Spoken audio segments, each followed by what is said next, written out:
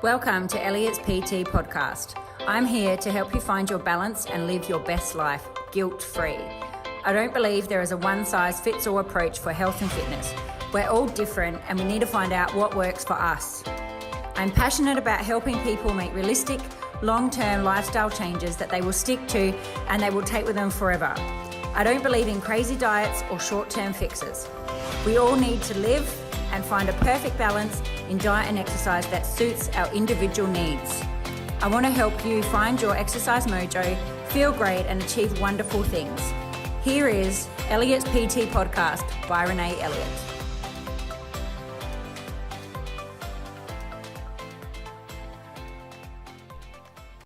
Hello, and welcome back to Elliott's PT podcast. So today I want to talk about stress and alcohol. Alcohol is something people go to because they feel like it is something that they will help them.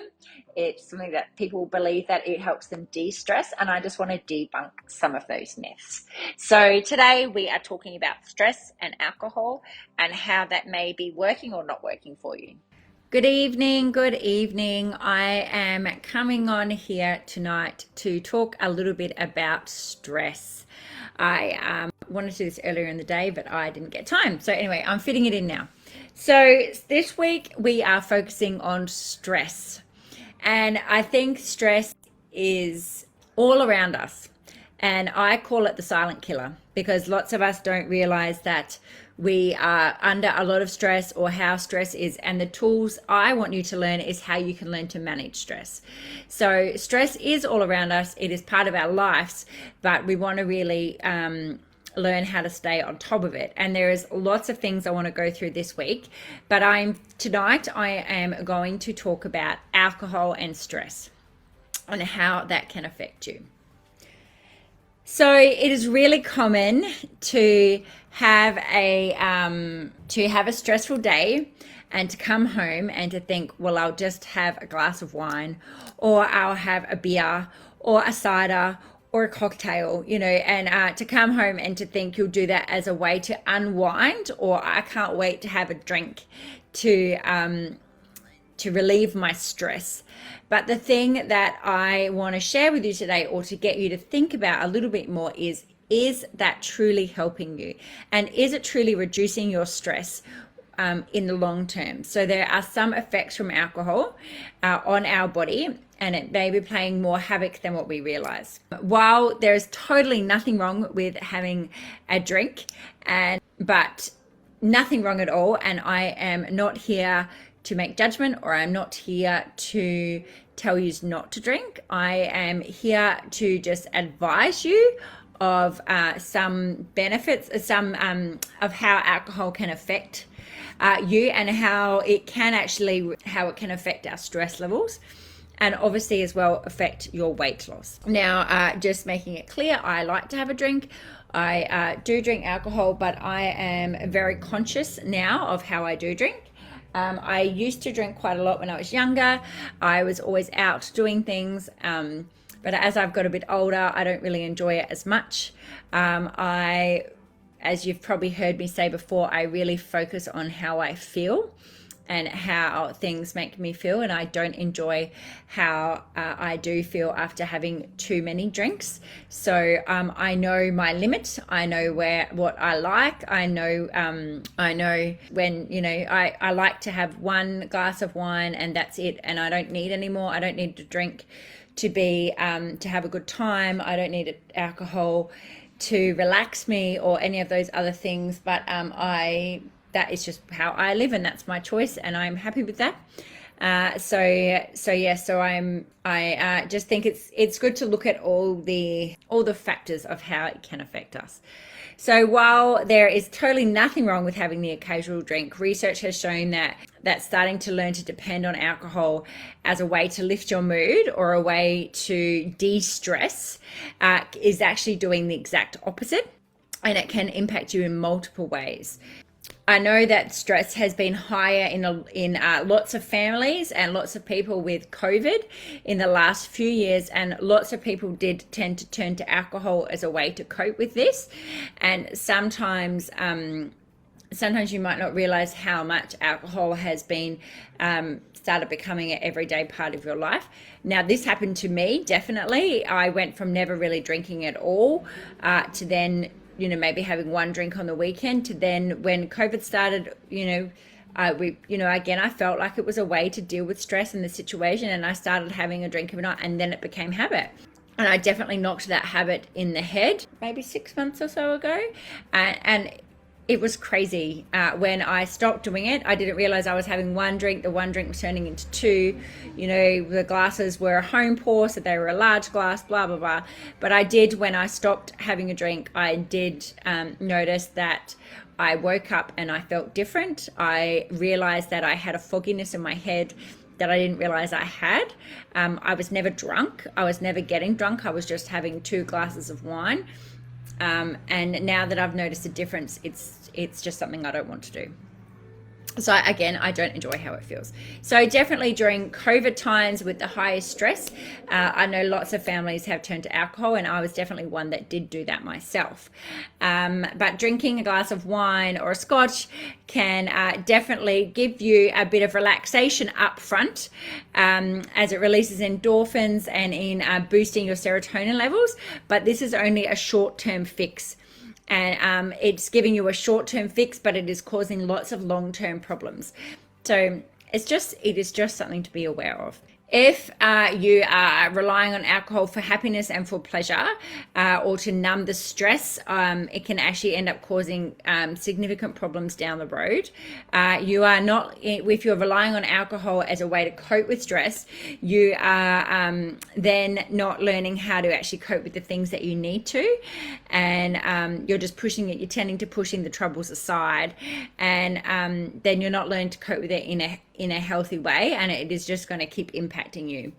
If someone increases their independence on alcohol to deal with stress, it can lead to an increase in depression, anxiety, and lots of studies have shown that alcohol intake lead to people focusing on lots of negative things, and it can not be the best thing for you, especially if you're already highly stressed. So it can also, if you're increasing your alcohol intake during stressful times, it can also have numerous physical consequences on your body and everything else. So alcohol is a downer, and it doesn't promote energy. So lots of people feel that they get that high from alcohol, but from having a drink, you tend to get a high, but then you come crashing down, and sometimes you come crashing down harder. Alcohol use in itself, in addition to not eating well in times of stress, can end up suppressing your immune system, and so we're less likely to be able to fight off infections too. So there are lots of ways that it is not helping you. I know lots of people tend to feel that if they have a drink, that it then helps them sleep better.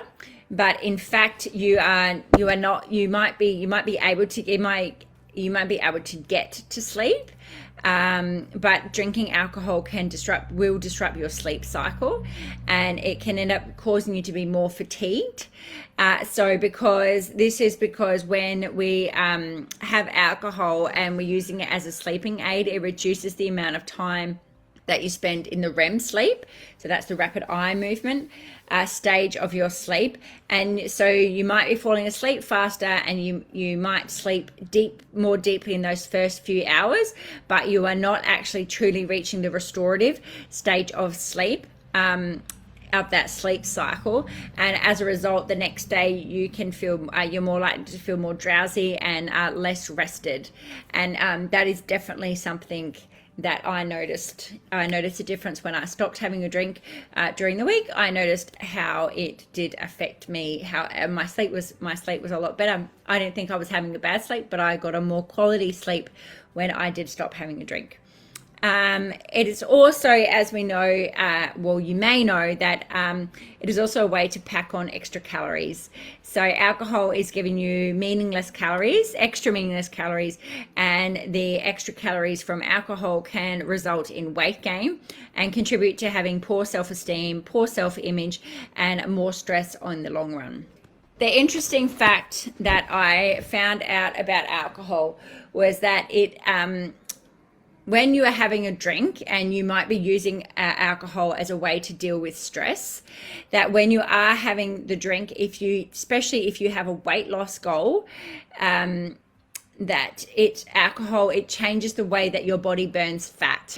When you are drinking, your body is more focused on breaking down the alcohol rather than trying to burn fat. So instead of burning the fat, your body is burning the fat that you have, and you might be eating in a calorie deficit or any of those things. If you're having alcohol, then your body's going to focus on burning the alcohol more than using the fat up. And so it's going to, instead of burning fat, your body is burning the calories from the alcohol. So it can then end up taking you longer to lose weight. So your body, it treats alcohol like poison. So it shuts down other metabolic pathways to focus on metabolizing the alcohol. And the alcohol, it will shut down fat burning for 12 to 36 hours, depending on the dose of alcohol that you've had. So it's just something to start to understand and to be mindful of. I think it is important to incorporate these things if you are someone that likes drinking, if you're someone that drinks, but I think it's just something to be aware of how it can affect your body and how it can affect you in weight loss. Even more, the focus of this week is stress, and I know lots of people turn to alcohol as a way to cope to stress, but it's just to become aware of there is all these other factors that excessive drinking or drinking, all these other factors that alcohol does to your body, and it doesn't help with the stress. Long term, it doesn't help with the stress. And for the experience that I've had, and in seeing other people or family members and all of that with drinking, that people feel that it helps them deal with stress, but in fact, the things that I've seen personally, it just makes it worse. So it's something to think about and keep in mind, and be mindful that if you are looking to lose weight and you are drinking alcohol, your body is going to focus on breaking down the alcohol instead of breaking down the food you're eating, and it can take 12 to 36 hours. So you could be losing that time. And if you are drinking, like 2 days a week, every week, or a drink a night, then that could be the thing that is stopping you from really getting the results that you want to get. So it's just something to be aware of. So alcohol not only stops fat metabolism in the liver, it actually causes your liver to make more fat and cholesterol. Alcohol metabolites make it harder for your body to access the stored fat for energy. You may be aware of, if we've had a drink too many, it can affect our judgment calls, especially when it starts to come to food. And it's really hard to fight the urge to dig into certain type of foods when we're intoxicated. And alcohol lowers your inhibitors, and it can lead to poor decision making in the heat of the moment. And especially when it comes to food choices. So, we've all been there before. If you have a drink and you've maybe had a drink too many, everything seems to go out the window, or it doesn't seem to matter at that time. But, it's the choices sometimes that you make either when you are drunk or the next day, and how that can affect your results for the rest of the week. So a recent animal study found that mice given ethanol over a period of 3 days, so it demonstrated a significant increase in their food intake, and the study suggested that the alcohol can actually trigger hunger signals in the brain, leading to an increased urge to eat more food over a longer period of time. So you might be drinking one day, but it still could affect you days later. So it's just, again, something to become aware of. And where people feel that they're using alcohol as a way to cope with stress, but it's causing all these other problems, and there are lots of other ways that you could learn to cope with stress a lot better. And And I feel that the key is starting to learn some stress management tools on how you can stay on top of your stress. And we all have stress. We all have stress in all different ways. It's just learning and how to manage it. So other things from alcohol, it does affect our digestion. It causes stress on our stomach and our intestines. It can lead to impaired digestion and absorption of nutrients, which greatly affects metabolism of organs, and they play a great role in weight management. Now, a few years ago, there was a documentary, and it was really interesting. So it was the two twin brothers that are from the UK. If you've seen them, I think they are on the show Operation Ouch. So it was them, and because they are identical twins, because they're identical twins, their genetics are exactly the same. So they did a study where one person drank one drink a day so the units in the UK. So he drank one drink a day over 7 days. And another brother drank, the other twin drank all his units in 1 day. And obviously they were expecting the person that drank the units all in the 1 day and binged drunk, they were expecting him to have worse results. And at the end of the experiment, they were surprised to see that both of them got the same results. So as much as the brother A, say, was drinking only one drink a night and he was never drunk, and brother B was drunk and he was drinking the same, they got the same results. So sometimes even having that one glass of wine every day can still be causing problems into your body long term. So it's something to gauge and see how you feel. As a coping strategy for stress, I know people tend to feel that alcohol is a good one, but the question I want you to think about is if you've had a stressful day and you've had the alcohol, and how does it actually make you feel in the long term? So if you had a whole bottle of wine and then you might have eaten different foods that you hadn't planned to eat, or you may have not planned to go for a walk and you didn't go for the walk because you were drinking, all of those things, how does it actually make you feel long term? So for that little moment of stress relief that you feel that you're getting, the effects from there, is that worth it? Or is there a different strategy that you could stop and think and do that instead of having a drink first? And could that maybe be more aligned with your values, or more aligned with what you're wanting to achieve? And would that be able to still make you feel good and get you there to where you want to be, without having that continuous cycle of drinking, not feeling good about yourself, and all of those other things that can come from there? And the question I ask people is, how much after, if you tend to have a few drinks, how much do we mindlessly just drink because either we're in a social situation, or so how much after one glass do you truly taste? So how much do you truly taste, or do you take your time to have your drink and sip it? And so that could turn to like having one glass. Like I said, I enjoy one glass, but I sip it, I enjoy it, I taste it. I don't just gulp it down. So I know my husband tends to drink stuff and sometimes he's drinking it like he should be drinking water, and it's just something else to think about. And how much after that first glass or anything are you truly enjoying, and is that aligning with your goals and what you're wanting to achieve? So what are some other ways that you could cope with stresses, so that aren't going to have such an effect on your body and everything else? So the first thing is to become aware of stresses.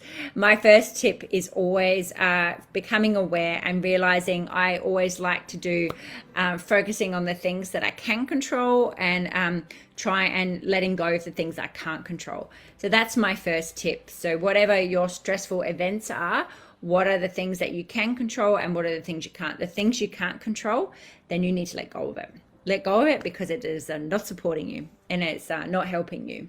And focusing on that thing you can't, if it's something you can't do anything about, then it's not helping you. That would be my first tip. So I like to do lists. I'm a list person. The other thing is some other coping mechanisms is staying in touch with friends and family and talking to somebody. You are not alone, so always making sure that you've got somebody to talk to. It's really beneficial to get outside in nature. So there is something to do with, like trees and, getting some vitamin D from the sun. There's all of those things. And getting out there in nature has been proven in studies that it does decrease your stress levels. Exercise is a massive one. Exercise is something I use as a massive tool for de-stressing, and it is staying on top of that and working out the thing that really works for you.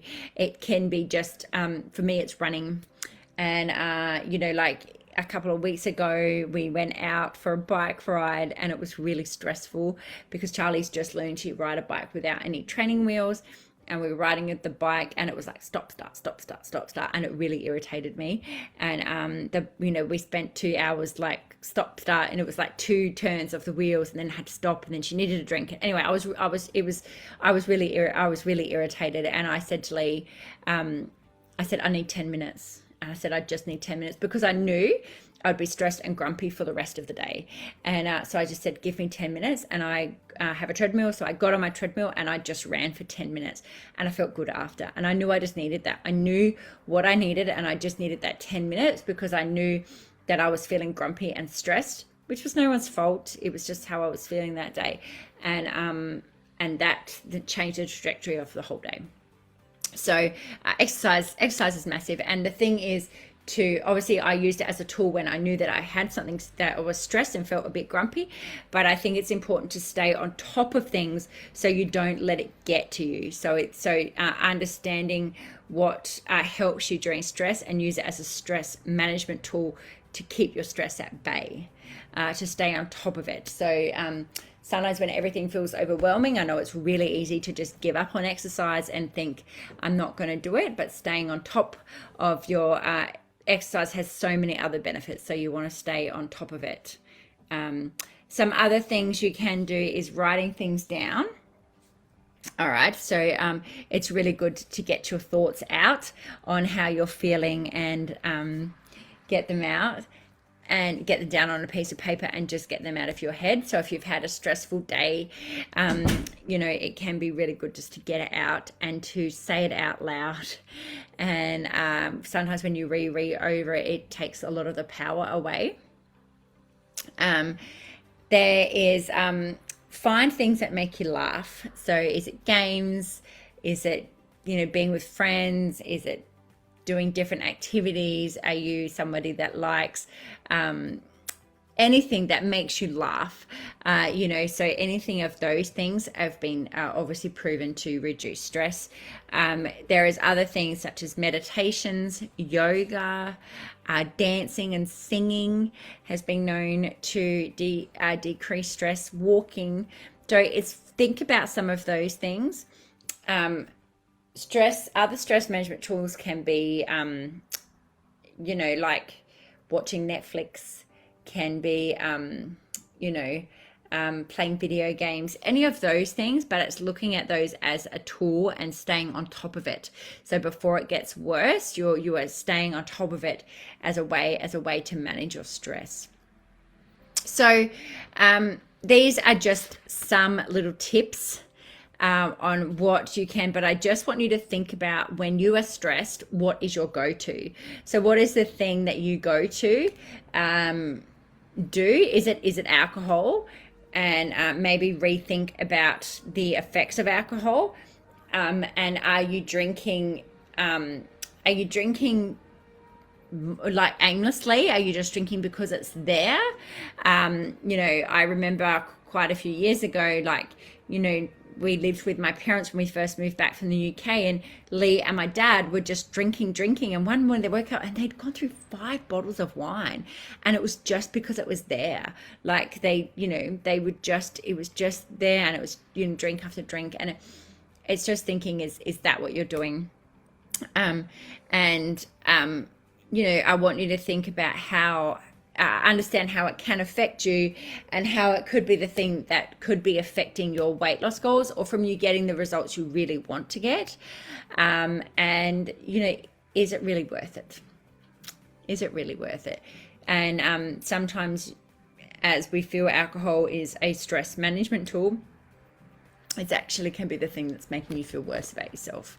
So something to think about. And if you have any questions on this, please make sure you let me know or ask me, and we will be talking more about this and more about other stress management tools that you can use. All right, so I'm going to love yous and leave yous, and I will speak to yous again soon. Make sure yous let me know.